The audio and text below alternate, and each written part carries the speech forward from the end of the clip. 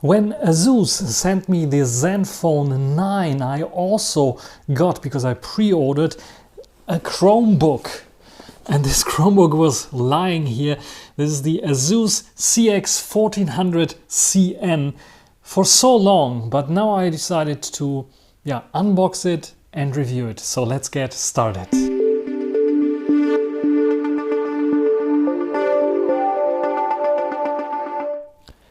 So here we have the packaging, the Asus Chromebook CX1400CN in search of incredible, and we can see the data about this one here as well on the back. So CX1400, I already cut this open here and we can start with the unpacking. So as you can see here, I hope you can see it here, in search of incredible here on the side. And here we have the Chromebook itself that I can just lift out here, and we will take a look at this later. Just let's check out what do we have here. We have this booklet here, warranty card and manual. And then of course we have some other things here, just like the power cord. You can see a big opening, but there's really just the power cord, USB Type-C, and this is hardwired, as you can see here, and we have the U plug here as well. So that's the power plug. How much wattage does this do? I think only 30 watts or something like this. So it's not much. Write it down probably down here, and you can take a look at this. Otherwise, there's nothing else in here. You can just try to open up more here, but you can see there's nothing else in here. So that's basically it when it comes to the packaging. So let's put this aside and let's put the Chromebook in here, and we just open it up to see how it will look like. From the weight, it feels lightweight, I would say, but like a normal screen, like 14-inch screen, I would say. So here we have the Asus logo. We can see it's a silver version, the Chromebook logo as well. You can see here the hinges that seem to be made out of plastic. Here we have some rubber feet, probably it's standing there on those feet. If I just flip it open, then we can see how it is looking like. There we go, this is how it looks like. So typical Asus 180-degree hinge. We have like a sticker here that tells us about the 180-degree hinge, so we can lie it flat on the table here, as you can see here, which is pretty nice. Here we have the keyboard and the touchpad. The touchpad is pretty large in size, which I like. It has some clicky options here on the bottom, and here we have some rubber feet again for the screen not to touch there. So we have everything that we need. We have a pretty standard German keyboard layout here with no F keys, as you can see here. Those are function keys only. So back, forward, reload, refresh, and brightness controls, as well as a power button integrated into this keyboard. So this might be very fancy because I don't see like a remove button here, and I could imagine pressing the power button instead of the remove button. Otherwise, on the top here, we have a camera. I'm not sure about the specifications about this camera, but I think it is like 0.3 megapixels or something like this, or 1 megapixel camera here. I have to start it up to see. The only other difference that I see is between Control and Alt. We don't have a Windows or Super key. We just don't have any key in between there. An Intel Core inside here. Some specifications I think I can tell you if they're written somewhere here. I'm not sure. So let's close it. So we have a headphone combi jack here for headphones and microphones. We have a USB-C port, USB-A port here. You have a USB-C port for charging. We have a micro SD card slot here, and on the other side we have another USB port and another USB-C port.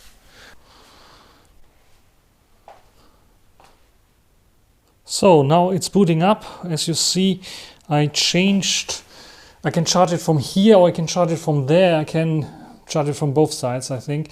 Both have USB-C 3.2 standard, and the USB ports are USB 3.2 standards as well. And here we have the operating system already running, as you might see here. Welcome. It's by default in German. We can change this to English if we want to have the English language here. So I can quickly say I want English. Yeah, we can click through the device itself, connect it to the network, we check for updates, and then we can set it up either for me or for a kid, which is also pretty interesting. This shows a little bit that Chromebooks are meant for kids, for school or something like this. So I'm setting up for me right now. So I click on next here. I can enter my email and log in to Chromebook using my Google account credentials. And after I logged in, it's greeting me here, and I can see what happens, like Chrome is syncing stuff, and there's personalization in Google app services. Can download or Google Play apps and services. I'm allowed to download them, so I have to agree to those as well. I can use Google Drive for backups. I just don't want it. And can use location data if I want to, and review Google Play options, and so on. I click on accept here. Now I'm also automatically logged into my Chrome account. So Push Bullet, for example, is an extension that I'm using on my Chrome or Chromium browser. It's automatically greeting me here. Then I have apps that I can from other devices, can install from other devices like Microsoft Teams, for example, Outlook, and so on. So I like to use CapCut, so I think, oh, okay, let's install CapCut. This is a video editing application that probably will be I will be editing this video in, and we'll install apps for you. So this is now getting the apps from the Play Store, which is interesting. So I have also Android support on this device, which is pretty interesting. It's loading the Google Assistant here now, so I have the possibility to enable Google Partners and Assistant to help me with various different things. I click on continue, and I don't want a voice match right now. I can get data about it, so related information and so on. I don't want it right now. And I can connect my phone as well if I want to. So I can choose a device here, my Honor 70, for example. I can say okay, and now I'm ready to go, get started. And this is now the desktop that I'm greeted with. This is ChromeOS, as you can see here. And you can see that it automatically switched again to German as a language because it's synchronizing with something. Synchronizing probably with the language that I have set into my phone.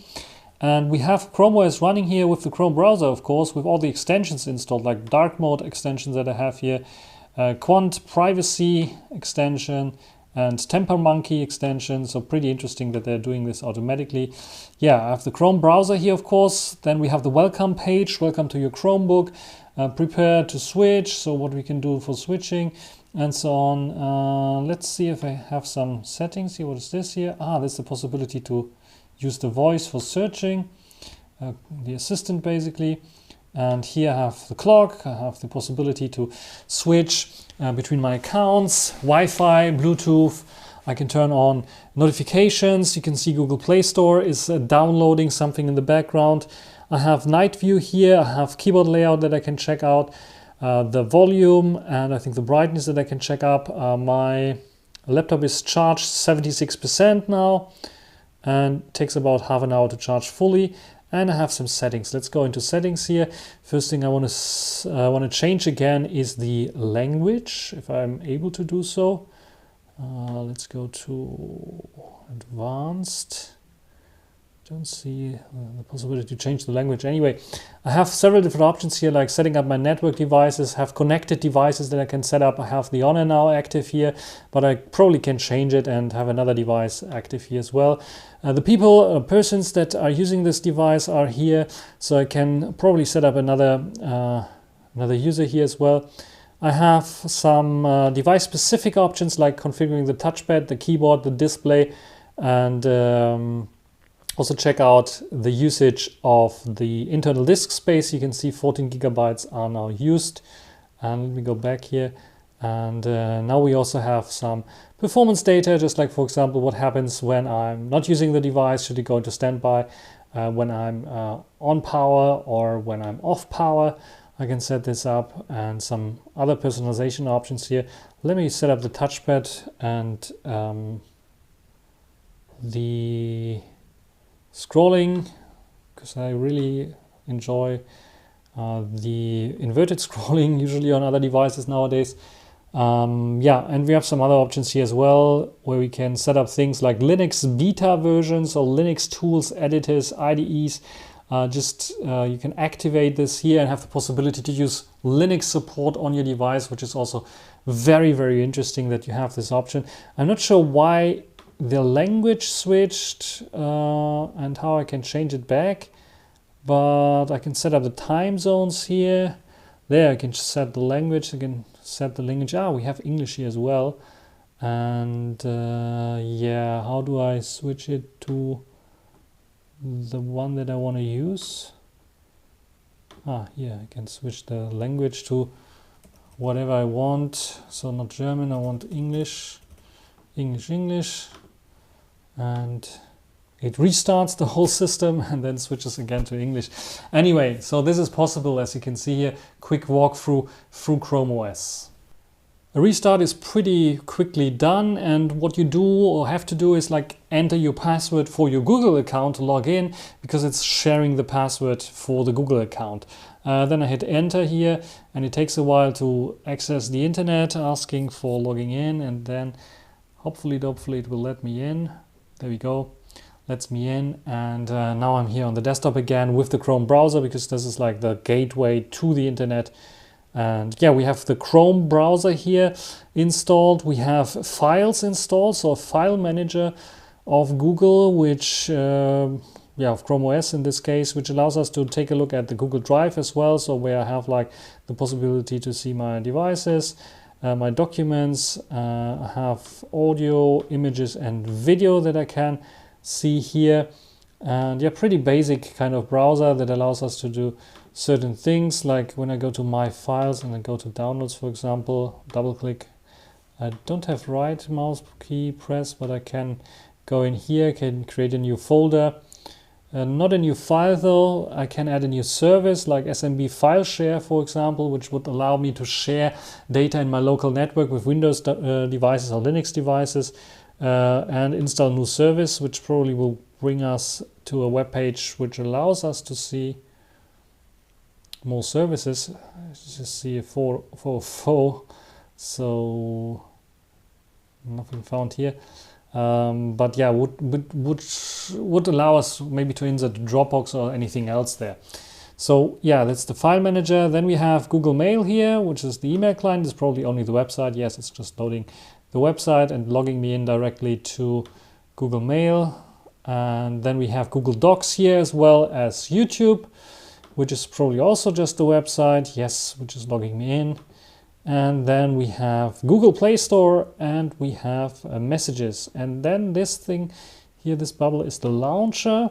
So I learned it's not the assistant, it's just the launcher, but it shows up with a search box, just like Google would do it. So I can just search for applications here.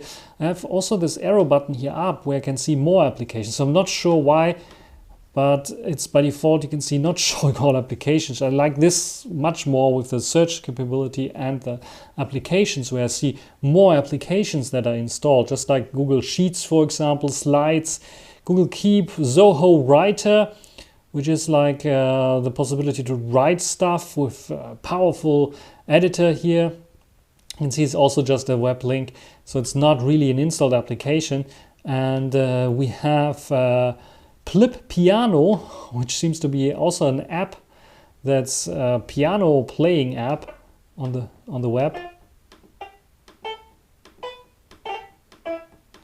Maybe you can hear it in the background. It's not sounding very good, I would say, but for playing back something maybe. YouTube, play games, of course, play books. We have the camera application. And the camera here is pretty interesting. Probably will see me in a second. Yes, it's a 720p camera here on the top. So I'm not sure what the resolution is, but we can maybe take a photo. And it took a photo. And we see some data here about this. It's probably using Google Photos of some sorts. It doesn't look very good. It's like just for, you can use it maybe for some, there we have the info button. Yeah, it's 720p image, so yes, it's like not the biggest and brightest, but you can use it maybe for video chatting. That's basically it. So that's a nice addition there, that we have this, that we have a camera here for this price point, I think, as well. YouTube Music is here. We have Google Photos. I think this might be the YouTube Music thing, might be... Is it a website? No, I think it is an app. Is it a website? It's a website, I think. Yes, it's a website. So this allows us to play music. And then we have as well... How do I go up and down? Okay, Google TV. Snapdrop is here as well, which is interesting. Text is here. Chrome Canvas, Calculator, and Explore, as well as my... these are my bookmarks. Snapdrop, Raspberry, Mastodon. Because why would Google promote Mastodon? Google Drive, Messages, and Google TV. So we also have the Play Store here, but what happened to the app that I wanted to install? It's not installed. It's doing some stuff in the background. You can see it's completing the setup. 6 out of 7 applications are installed. Update Play support libraries and so on. So it's doing its thing in the background still.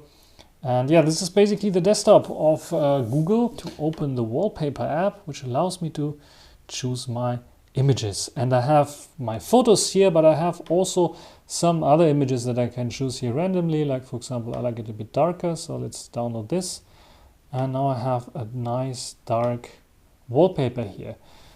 So I played around a little bit with it, and yeah, via Google Play you can install many applications, of course. Not all of them, however, especially the Google ones are then, the famous ones are then used. So the Android version is not used, for example, for Twitter. If I open it up, it will auto-detect that I wanted to install Twitter, and it just logs me in via the Chrome browser as an app. Then what I find a bit disturbing is, first of all, the menu. I have to always click on this, and when I start scrolling, sometimes it works, sometimes it's closing the menu when I start scrolling here, which is a bit of annoying. The other thing is like those icons, I don't know where they're coming from. They're from the Chrome bookmarks somehow, but they are old, they're not working. This is why I have Mastodon here and another web link there.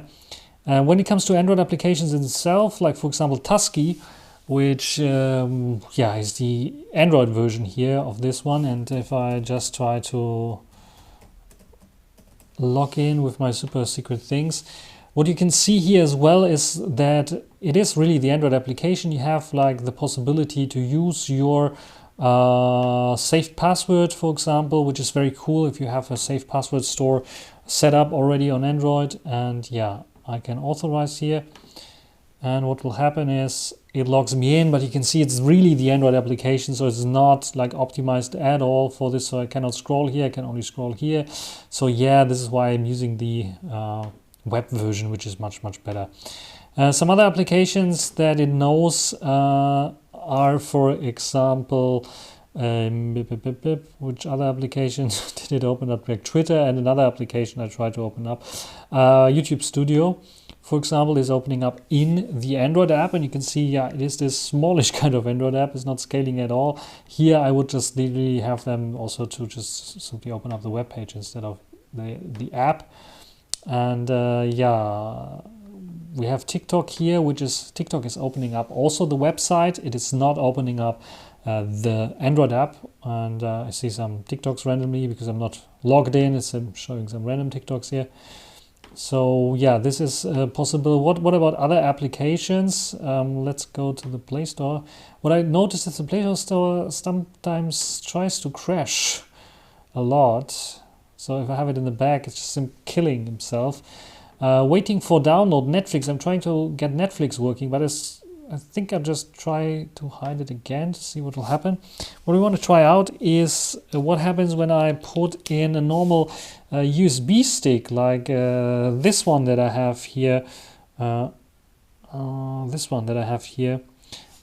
yeah, let's try to see what will happen when I put a USB stick in. So I have a USB-A port from this side, and I have a USB-A port from this side, which is pretty handy. So I have left and right that have USB-A ports, which are pretty fast as well.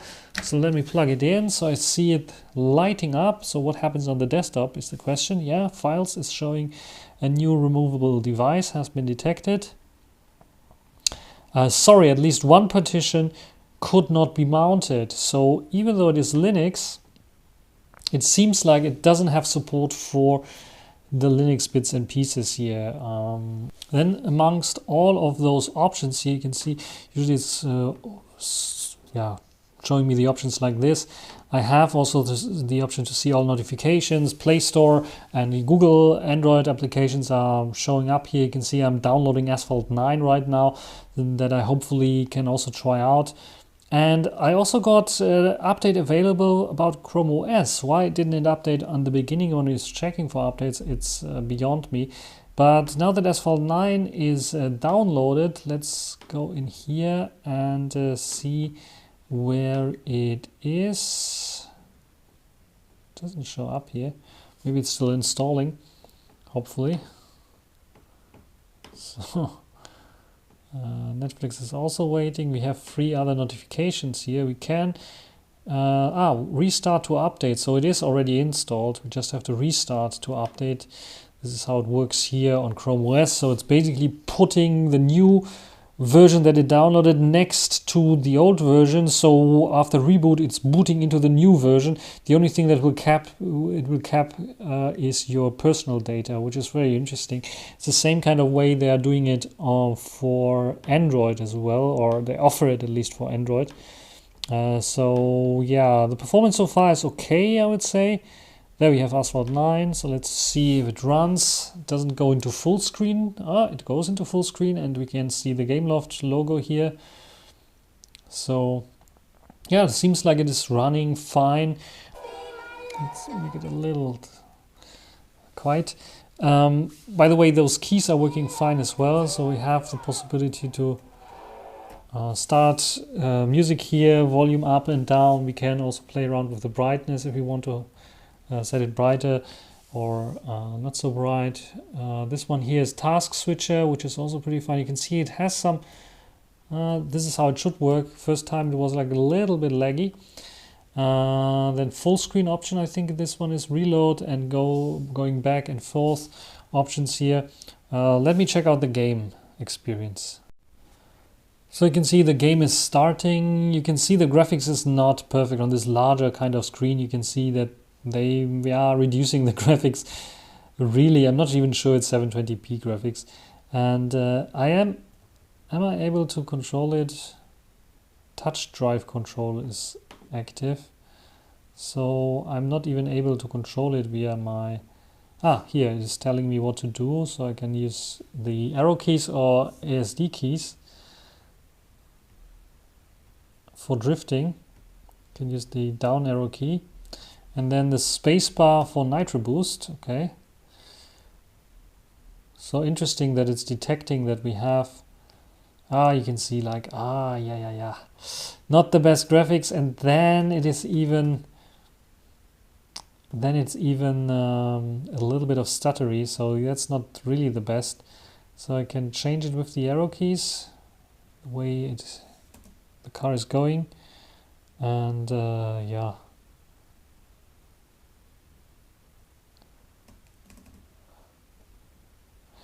Can even jump here, as you can see. Yeah, it is working somehow, but I don't expect like Genshin Impact to run smoothly on this device if even Asphalt 9 is like stuttery, as you can see here, with lots and lots of graphics and so on. So yeah, it is entry-level computing device, I would say, and you have to treat it like this. So I installed the Netflix app and it looks like to be the Android Netflix app, and yeah, I have the possibility to just play stuff back here. Let me quickly check. How do I check this? I think I can go into the app settings, and it's in German, of course. And here, yes, I have only white wine level L3, so no white wine level L1 in this case, so we don't have the possibility to play back HD quality. But I think as the screen doesn't have this high of resolution, we cannot do it either way. So yeah, this is that. The other thing is like what really bugs me a bit is I don't see any information about the system itself, like what kind of processor is inside of here. how much RAM do I have and such things. I don't see it here. And maybe about ChromeOS, maybe we can see it here. Just tells me the version, report an issue, but no system information whatsoever on this device. But what keeps reminding me that there's an update available and I have to restart to update. Let's do it and see how this will work out. How does this work? How does it look like? So I can plug out the USB pen drive and it should restart to update. I only see black screen, nothing else. Don't tell me I killed the Chromebook already. So for me, it looks like, can give you my first impression now that it's going. My first impression of ChromeOS is like, it's definitely way better than it was like before, what I had before when I was testing out ChromeOS. But in general, I'm still skeptical. It feels a little bit like a toy as an operating system, where you have some features here, but the Android app support is half-baked. It crashes a lot. I've noticed the Google Play Store is crashing a lot. I'm not sure if it's the RAM management here that has some issues, but it's crashing a lot for me. You can see it's not running very fluid. It might be that the hardware combined with ChromeOS is not the most powerful in here. You can see we have a bit of a new design here with the new update, where I have now also this icon that allows me to go into the phone hub, connect your phone's hotspot, silence, locate your device, and view recent Chrome tabs on your phone. So this is, I think, a new feature. And we have a calendar here as well, which is, I think, also new, that probably can list also up some events, appointments that I have set up in the Google Calendar. And I can explore what's new here. I can click on this. Let's see what it will tell me about new features of the Chromebook. New light and dark themes. Personalize your Chromebook with lots of stuff.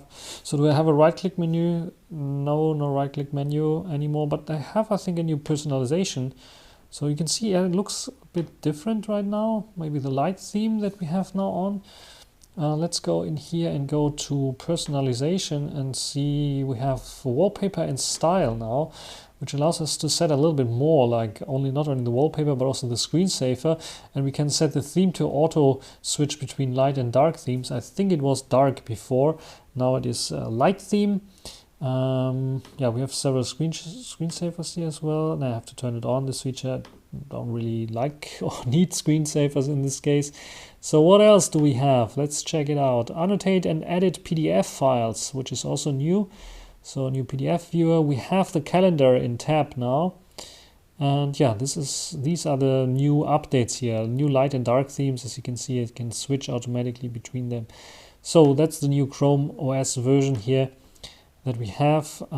Anything else new here? Do we see some hardware issues here? We have firmware updates, which I didn't see previously. So it's also possible to update the firmware. And I can also check for another Chrome OS build if there's one available.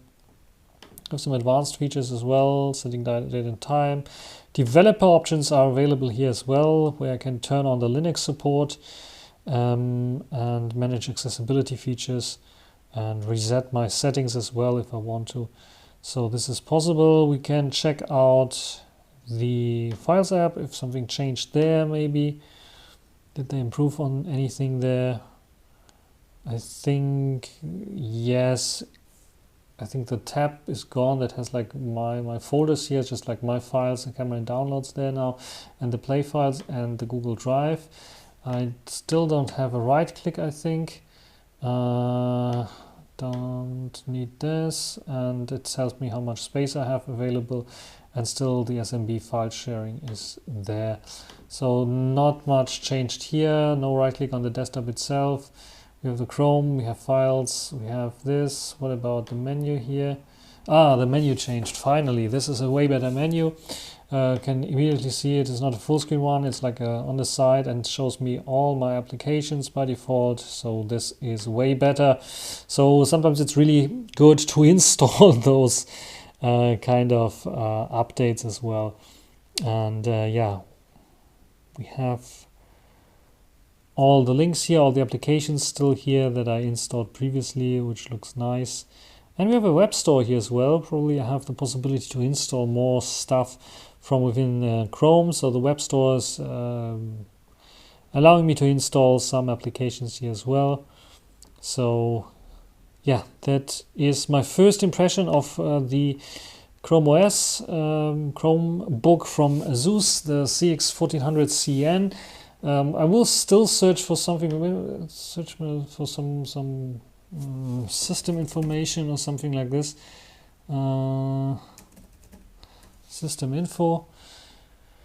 System information tool there, which is pretty interesting. So I just guide you through this. So let's install the system information tool here, add an extension to Chrome, and it's there now, has been added there, and I have the possibility to take a look at the system information, and there we go. So we have the Intel Celeron CPU N3350, and we have 2 cores only, which is a bit of like a shame, but at least we seem to have like 8 gigabytes of RAM, which is, I think, okay. Just I wish I have a small faster edition here of the N4100 or something like this, that is a faster 4 cores CPU. That would be a bit better. This dual core is getting a little bit slow, I would say, here and there, but the new version at least is running a bit more fluid and a bit better. As you can see, we can launch Google Maps. We have a screencasting option which allows us to screencast certain things. So let's get a quick tour. Record your screen and yourself. Get a transcript automatically, collaborate and share. So if you want to show something to others, this might be also, again, the educational kind of stuff here of the Google ChromeOS is like showing again. So yeah, what do you think about ChromeOS so far, what you saw? I know it's a longer video here that I took. What do you think in general about those kind of longer videos? Might be something interesting for some people, this guided tour through ChromeOS here. My first try on ChromeOS since the beginning of ChromeOS, where I tried it like in a virtual machine on a different laptop as well.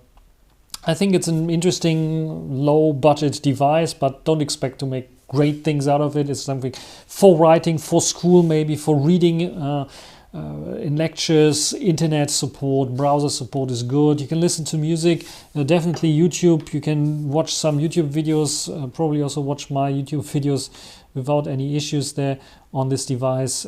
So yeah, it's a bit slow here and there because of the dual core. So I have a bit of my it's not the internet that's slow. I have fast internet here, so it's really, I think, a little bit like a little bit of an issue of the browser and the CPU here, especially on this device. So I think paired up with a quad-core device, even a Celeron N4100, it would be much faster. Otherwise, you can also watch videos. Let me quickly show you the newsflash here, for example. Just let me quickly mute myself. There we go. Mute. And let's go into full screen. You can see even going into full screen takes a while. And then we can go up to 1080p only. So no 4K playback here. The device is not capable of doing this. But yeah, at least Full HD you can take a look at as well. So for the basics, I would say the Chromebook is okay. But if you want something more powerful, get a real laptop, even like in the 400 to 500 category, especially when talking about ThinkPads, you can get even cheaper ThinkPads with a way more performance here with SSDs that are really quick, not this eMMC thing that is a bit slow. So in general, I think the device itself has a lot of plastic. You can see that they are definitely cheaping out on some things here, but I think I like the loudness of the speakers. Let's do some copyright-free music to check them out quickly. Copyright-free music. Hopefully this is not blocking me on YouTube. Let's turn on the sound. I don't hear anything. There we go. So it gets pretty loud, I would say. Definitely louder than your smartphone. And it's coming from the bottom, definitely. You can feel the two speakers because we have like here a speaker and here a speaker. You can feel it vibrating because you can see that it has a metallic look. Maybe it is a bit of metal, but it is plastic pressed together here. Here we have the speaker holes as well. You can see there is one of those speaker holes. Camera is not focusing, but you can see maybe here one speaker hole, and on the other side is the other one. So yeah, gets pretty loud. I think it is a okay laptop for also occasionally like watching, listening to podcasts, watching some stuff. So ideal for like such kind of scenarios. A bit slow here and there, I would say. We have USB-C, Type-C, 3.2 support, which is great. So I pretty much can also attach it to a bigger screen, larger screen, and work with it there as well. Maybe I will do it. Let's try it out.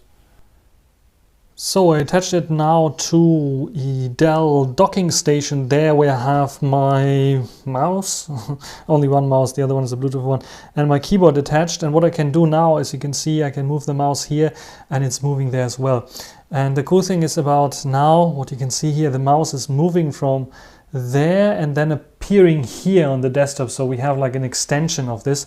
How can I set this up? Let me go to settings. Maybe I can change it to, usually I like to just lower these and then have my, where do I have to go?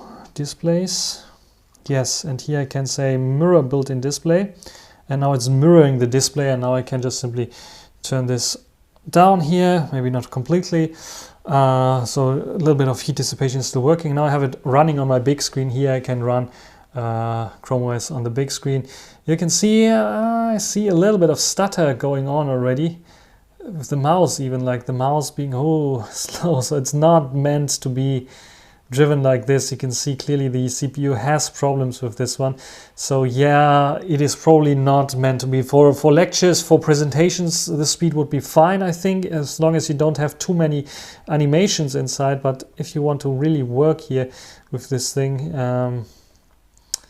this might become a real pain because you can see how slow it's reacting. And yeah, there you are better off, I think, also with ThinkPad for 300, 200 euros or something like this. Even older processor, Core i3 or Core i5 or something like this, is a bit more powerful than this here. I would even say, like I said, an Intel Celeron of the newer generation, J51 or N4100 or something like this, with quad core at least, is a bit faster here on this device. So what do you think about my impressions on the Chromebook, the Asus Chromebook that you can see here? I know it's a longer video, hope you enjoyed it anyways. If you have some questions, want me to try out certain things here with the Chromebook, like for example Linux, try out Linux applications and so on, just write to me down in the comments. That's everything for this video. Hope you enjoyed it. Thanks for watching. Until the next time. Bye.